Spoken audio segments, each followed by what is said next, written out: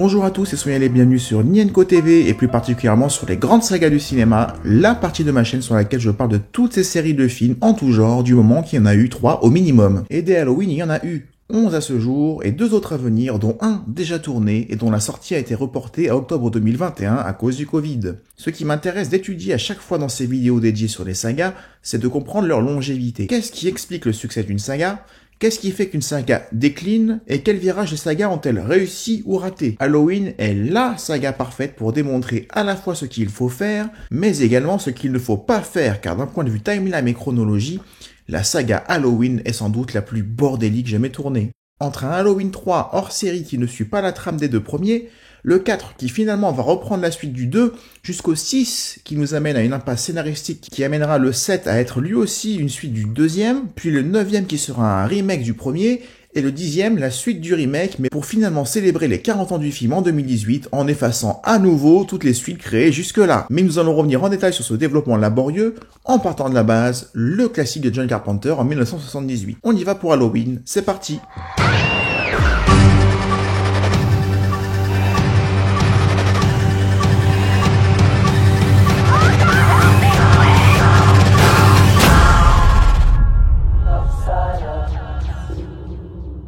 Halloween, ou Halloween la nuit des masques en français, car Halloween n'était pas connu en France à l'époque, est un film à très petit budget réalisé par John Carpenter qui met en scène Jamie Lee Curtis dans l'un de ses tout premiers rôles et Donald Pleasence dans le rôle du docteur Samuel Loomis. Le film raconte l'histoire de Michael Myers, un enfant de 6 ans qui assassine sa sœur aînée à coups de couteau le soir d'Halloween 1963. 15 ans après, il s'évade de l'asile psychiatrique dans lequel il était interné et retourne dans sa maison et va alors suivre Laurie qui passait par hasard devant chez lui.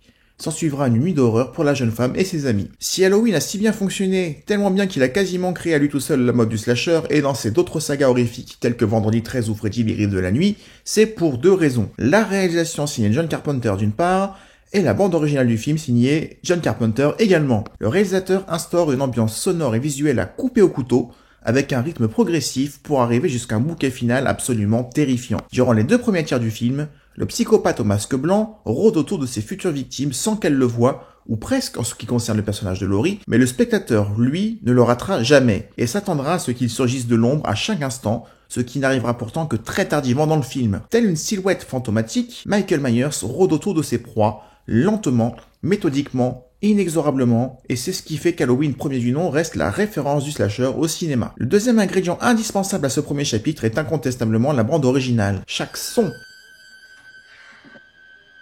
chaque musique ou chaque absence de musique est parfaitement calibrée pour faire frissonner le spectateur. Outre le thème culte du générique, je trouve chaque piste sublime et parfaite, à tel point que la projection test, qui n'intégrera pas la bande originale, qui n'était pas encore prête à ce moment-là, fera un bide. Car Halloween sans sa musique, c'est comme les Dents de la Mer sans sa musique, c'est inefficace. Et grâce à un bouche à oreille extrêmement positif, le film sera une tuerie au cinéma. Produit pour moins de 400 000 $, budget dérisoire pour un film, à tel point que les comédiens ont parfois dû tourner avec leurs propres vêtements, il rapportera 70 millions, soit 190 fois le budget de départ. La saga Halloween semble être lancée, mais la suite attendra cependant quelques années. 3 pour être exact, car John Carpenter lui-même n'était pas plus emballé que ça à l'idée de toucher une œuvre aussi proche de la perfection. Il se contentera de produire le film en confiant la réalisation à Rick Rosenthal, qui dirigera à nouveau Jamie Lee Curtis et Donald Pleasence dans cette suite directe, puisque l'histoire se déroulera lors de la même nuit, qui n'est malheureusement pas terminée pour la pauvre Laurie, traquée par un Michael Myers plus déterminé que jamais, qui la suivra jusqu'à l'hôpital où elle a été amenée. Loomis apprendra durant la traque de son ancien patient que son patient n'est nul autre que le frère de Laurie Strode, idée que John Carpenter confessera avoir eu dans un état d'ébriété prononcé. Le résultat final ne plaît cependant pas à John Carpenter, qui sans en être crédité, co-réalisera le film pour améliorer certaines scènes jugées trop faibles et inefficaces. Carpenter souhaitera en effet qu'Halloween 2 ait sa propre identité, à savoir plus de violence et plus de gore que le premier qui faisait dans la sobriété. Nous l'avons vu plusieurs fois dans mes vidéos dédiées aux sagas, mais il est impossible de faire une suite à la hauteur de l'original si on ne change pas quelques ingrédients. Effectivement plus gore et bénéficiant toujours de l'ambiance du premier film, mais avec plus de victimes, Halloween 2 se conclut sur le décès de Michael Myers et du Dr Loomis qui se sacrifiera en emmenant son patient avec lui en se faisant exploser. Doté d'un budget plus important de 2,5 millions de $, il ne rapportera que 25 millions sur le sol américain, soit 2 fois moins que le premier opus. Les critiques sont plus nuancées, mais globalement positives. Suffisant pour que John Carpenter lance la production d'Halloween 3, mais avec une volonté cette fois de raconter une nouvelle histoire sans Michael Myers, ce dernier étant de toute façon décédé. Le projet de Carpenter sera de sortir un film par an dans une ambiance proche des contes de la crypte, avec une histoire différente pour chaque film. En ce qui concerne Halloween 3, Season of the Witch, ou Halloween 3, Le sang du sorcier en français, titre qui ne veut strictement rien dire et qui n'a absolument rien à voir avec le scénario du film, racontera l'histoire d'un fabricant de masques d'Halloween maléfique ayant pour but de tuer chaque famille qui portera le masque devant un spot publicitaire émanant une fréquence détectée par le masque et qui fera fondre la tête de celui qui le porte. La direction du film est cette fois-ci confiée à Tommy Lee Wallace, directeur artistique des 2 premiers films et futur réalisateur du téléfilm Ça. Et le film est produit avec le même budget qu'Halloween 2, à savoir 2,5 millions de dollars. Il ne rapportera cependant que 14 sur le sol américain, soit encore moins qu'Halloween 2. Certains visages amis de la franchise font une apparition dans ce film, tels que Nancy Kyes qui jouait Annie dans le premier film et qui ne faisait qu'un caméo dans le second.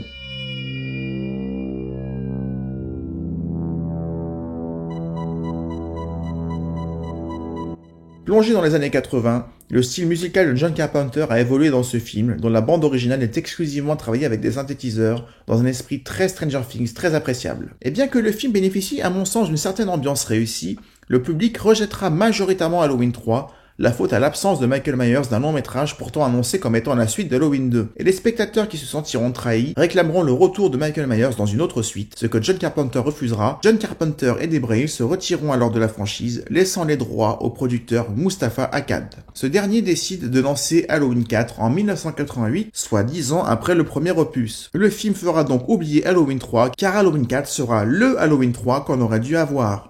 Jamie Lee Curtis étant devenue une vedette et refusant de jouer à nouveau dans des films d'horreur, en tout cas pour l'instant, ne rempilera pas. Le film ayant besoin d'un visage familier pour redémarrer sur de nouvelles bases, Donald Pleasence, interprète du Dr Loomis, fait son retour bien que son personnage soit laissé pour mort dans Halloween 2. Tout comme Michael Myers d'ailleurs qui était mort brûlé. Le film raconte une nouvelle évasion de Michael Myers, pourtant dans le coma depuis 10 ans, et jugé comme étant inoffensif, qui profitera de son transfert d'un hôpital psychiatrique à une prison dans laquelle il devait purger ses crimes, pour rentrer une nouvelle fois à Haddonfield. L'un des ambulanciers révélant malgré lui aux oreilles de Michael qu'il lui reste une nièce, la fille de la malheureuse Laurie, décédée dans un accident de voiture un an plus tôt et recueillie par les Carruthers, une famille adoptive. Michael va donc se rendre à Haddonfield et traquer sa nièce de 8 ans, avec une nouvelle fois le Dr Loomis sur ses talons. Dwight H. Little est à la réalisation, habitué des films d'action. Il n'a certes pas le talent de John Carpenter, et le film peine à décoller car il souhaite reprendre le faux rythme du premier, à savoir une montée en pression progressive, avec assez peu de meurtres montrés et peu violents, ou hors caméra, mais le final reste cependant réussi, avec un huis clos intéressant dans le dernier tiers, dans une maison barricadée, dans un Haddonfield privé d'électricité et privé de policiers,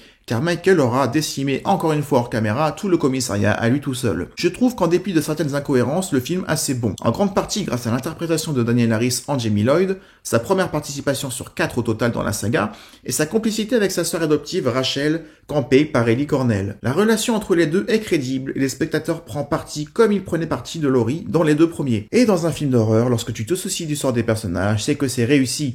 Michael Myers est également différent, à la fois plus fort mais aussi plus mystérieux. Ses déplacements étant de plus en plus difficiles à suivre et à anticiper, le film bénéficie d'une belle photographie dans les scènes de nuit, dans une ville brumeuse et fantomatique. On a même l'impression parfois que les dieux sont avec Michael, ou le diable, qui sait, tant il a l'air de bénéficier de super pouvoirs qui l'aideront à atteindre son innocente victime. Et le final du film, absolument terrifiant, laisse envisager une suite des plus intéressantes. Le décès de Michael Myers, définitif cette fois,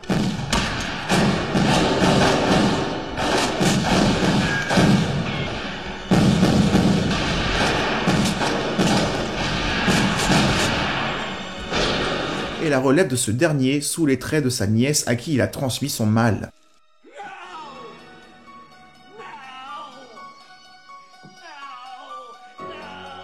Produit pour 5 millions de dollars, il en rapportera 18 sur sol américain, ce qui est mieux qu'Halloween 3, et suffisant en tout cas pour Mustafa Akkad de capitaliser sur ce succès et de tourner Halloween 5 immédiatement afin de conserver Daniel Harris dans le casting compte tenu de son âge. Une ébauche de scénario est écrite, mais qui hélas ne prendra pas complètement la fin, pourtant géniale du 4e. Le producteur ayant peur que l'absence de Michael Myers laissé pour mort nuise à l'attractivité des spectateurs pour le film. Michael Myers sera donc de retour une nouvelle fois, et sa nièce n'était finalement que possédée temporairement par son oncle. Myers est donc vivant, et il revient finir le travail une nouvelle fois, suivi de loin par un mystérieux roman noir, dont les scénaristes ne savent absolument pas quoi faire, ni expliquer. C'est le début du déclin de la saga, car Halloween 5 est un film bancal qui n'aura pas eu le courage d'assumer la bonne surprise qu'était Halloween 4, et ce 5e film n'est pas fini d'un point de vue scénario, dirigé par le débutant et peu talentueux Dominique Hautenin-Girard, qui mettra en scène le face-à-face de Loomis et de Jamie face à Myers, avec tout autour d'eux des personnages creux et horripilants, présents uniquement pour mourir. Entre les amis de Rachel, cette dernière étant malheureusement rapidement éliminée de l'équation, et ce duo de flics débiles qui s'est trompé de film,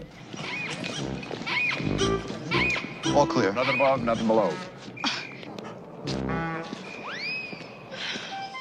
Halloween 5 a le culot de s'arrêter sur une fin non expliquée. L'intervention de ce mystérieux homme en noir qui débarque d'on ne sait où dans le commissariat dans lequel était enfermé Michael, assassinant une nouvelle fois tous les policiers présents. Le film ne nous donnera aucune information sur l'identité de cet homme en noir, ni sur ses motivations. Halloween 5 sortant à peine un an après Halloween 4, alors que la sortie du VHS de ce dernier débarquait à peine dans les magasins, et faisant concurrence en quelque sorte avec le 5e film, car le public ne répondra pas présent cette fois-ci, et la critique ne sera pas tendre envers le film qui de toute façon ne paraissait pas achevé, car tourné dans la précipitation sans véritable scénario de près et avec un réalisateur débutant. Et en dépit de quelques passages réussis dans la grange ou dans la maison Myers, Halloween 5, la revanche de Michael Myers, constitue clairement le premier attache de la franchise d'un point de vue qualitatif, amenant Moustapha Akkad à différer la mise en chantier d'Halloween 6, alors que la fin d'Halloween 5 soulevait pourtant énormément de questions.